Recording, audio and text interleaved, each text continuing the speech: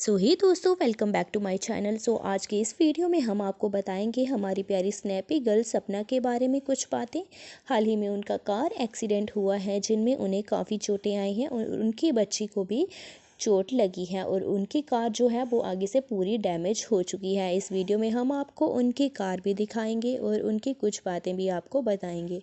जी हाँ दोस्तों, उनकी कार पूरी तरह से डैमेज हो चुकी है और दोस्तों इस वीडियो में उन्होंने ये भी बताया है कि उनका हाल किसी ने भी नहीं पूछा है। उनके ससुराल वालों की तरफ से ना ही किसी की कॉल आई और ना ही किसी ने उनकी बच्चियों का हाल चाल पूछा है। जी हाँ दोस्तों, उन्होंने ये भी बताया है कि वो अपनी ये कार एक्सीडेंट वाली बात क्यों छुपा रही थी सोशल मीडिया से, क्योंकि दोस्तों वो अपनी ये कार एक्सीडेंट वाली बात किसी को नहीं बताना चाहती थी, क्योंकि लोग उन पे बहुत ही इल्ज़ाम लगा रहे थे कि सपना चौधरी और उसके भाई और उसके पापा को भी जेल भिजवा दिया गया है क्योंकि उनके हाथों से हो चुका है भारी एक्सीडेंट।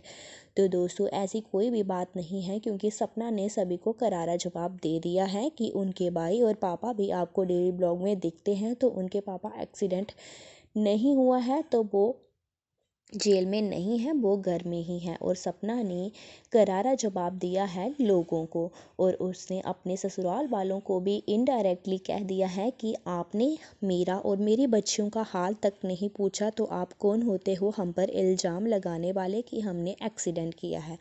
तो दोस्तों उन्होंने ये बात भी बताई है कि जब उनकी वाइट स्कॉर्पियो का एक्सीडेंट हुआ था तब ये लोग कहाँ गए थे, तब ये लोग कोई भी इशू क्यों नहीं बना रहे थे, अब ही ये लोग इन पे इशू क्यों बना रहे हैं, क्योंकि वो एक्सीडेंट हुआ था इनके पति राजवीर से।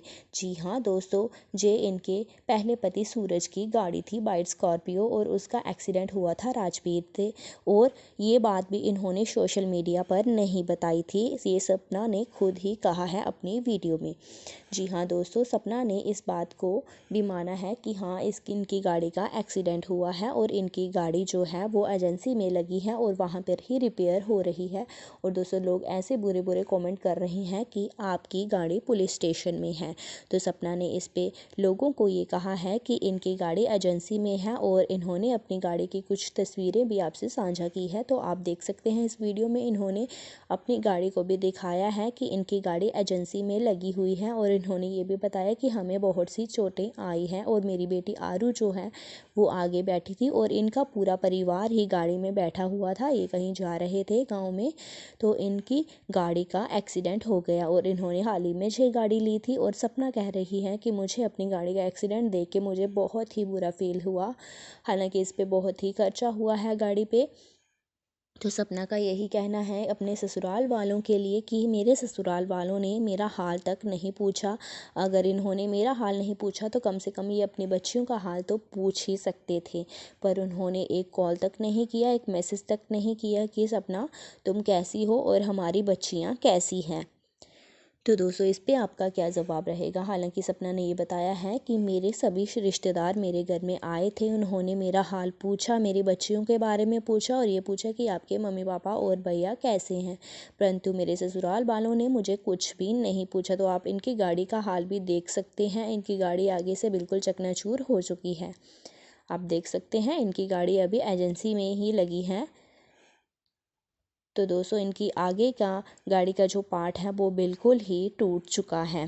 सपना ने इस वीडियो में ये भी बताया कि इनके जो ससुराल वाले हैं उन्होंने इस पे बहुत ही बड़े बड़े इल्ज़ाम लगा दिए हैं कि ये हमेशा गाड़ी में अपने मायके वालों को ही लेकर घूमती रहती है। तो दोस्तों अगर वो मायके रहती है तो मायके वालों को ही लेकर घूमेगी, ससुराल वालों ने तो इस पे बहुत ही बड़े बड़े इल्ज़ाम लगा दिए हैं, तो क्या वो ससुराल वालों को लेकर घूमेगी। आप खुद ही सोचिए कि जो ससुराल वालों ने इनका हाल तक नहीं पूछा, और इसका क्या इनकी बच्चियों का भी हाल नहीं पूछा, वो तो उनके बेटों की ही थी ना। अगर उन्होंने बच्चियों का हाल नहीं पूछा तो वो सपना का हाल क्या पूछेंगे। मुझे तो सपना बहुत ही इनोसेंट सी लगती है, क्योंकि उस पर क्या बीत रही है, क्या गुजर रही है, वो यही जान सकती है। क्योंकि सपना ने खुद बताया है कि मैं इतनी टूट चुकी हूँ, मेरे साथ इतना बुरा हो रहा है, ये लोग मुझे जीने तक नहीं दे रहे हैं। अभी मैं खुद के घर में रह रही हूँ, ये मुझे जहाँ भी नहीं जीने दे रहे हैं। इन्होंने मुझ पे इतने बुरे बुरे इल्ज़ाम लगा दिए हैं कि मैं अब जीना ही नहीं चाहती हूँ। सपना ने ये तक कह दिया है, अगर कल को सपना को कुछ हो गया तो इसका ज़िम्मेदार कौन होगा। तो दोस्तों आप खुद देख सकते हैं कि सपना बहुत ही टूट चुकी है। उसकी पहली शादी हुई, उसका हस्बैंड चला गया, दूसरी का भी उस पे क्या बीत रही होगी। ये लोग पता नहीं क्यों इसे जीने नहीं दे रहे हैं। अब वो अपनी बच्चियों के साथ जी रही, ये लोग उसको अब भी नहीं जीने दे रहे हैं। हालांकि एक्सीडेंट तो हर इंसान का होता है, ये ऐसी बात नहीं है। अब रोड है, उस पर सभी की गाड़ियाँ चलेंगी, तो एक्सीडेंट तो किसी का भी हो सकता है दोस्तों। तो इसमें इतना बड़ा इशू क्रिएट करने वाली कोई बात ही नहीं थी। हालांकि सपना के ससुराल वालों ने इतना बड़ा इशू क्रिएट करा, हर जगह वो बातें कर रहे हैं, इनकी गाड़ी ये होगी, इनके माँ बाप इनके जेल में हैं, गाड़ी इनकी जेल में लगी हुई है। ये सपना ने डायरेक्टली तो नहीं कहा, इनडायरेक्टली वो बात इन्होंने साझा की है। तो दोस्तों आपको क्या लगता है कि कौन सही है और कौन गलत है? क्योंकि सपना को देख के ऐसा ही लगता है कि वो बहुत ही परेशान है। तो दोस्तों आपका क्या लगता है? इसके ससुराल वाले कुछ सुनाते हैं, ये कुछ सुनाती हैं, पता नहीं ये लोग क्या करें। और जो इनकी ननद है अंशु, वो अपना ही दुखड़ा लेके चलती रहती है। अब जो आपकी भाभी है उस पर क्या बीत रही है। खुद पहले तो वो बहुत कहती थी कि भाभी माँ जैसी है, भाभी माँ जैसी। अब क्या हो गया? अब भाभी खुद के लिए स्टैंड ले रही है, तो भाभी ने क्या गलत कर दिया भाई? मुझे तो अंशु बहुत ही गलत लगती है, क्योंकि अंशु ने बहुत गलत किया है सपना के साथ। तो दोस्तों आपको क्या लगता है? प्लीज़ कमेंट सेक्शन में ज़रूर बताइए।